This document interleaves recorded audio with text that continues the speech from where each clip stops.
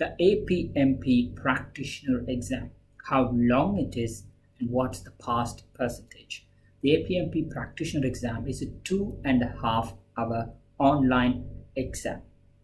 If English is your second language, you can put a tick in one of the options there, and if the checks are allowed, then you will be given extra 35 minutes for the exam, giving you a new total of 3 hours and 5 minutes. So if you are from a country where English is not your first language, I strongly recommend you to choose this additional 35 minutes.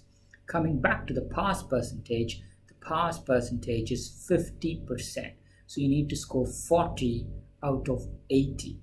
It's challenging mainly because it's time intensive, but you have more chances of passing if you practice the scenarios that's in the APMP website and also practice the sample exams in the APMG website.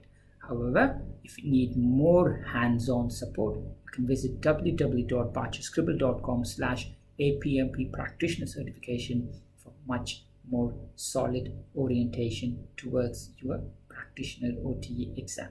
Good luck with your learning journey.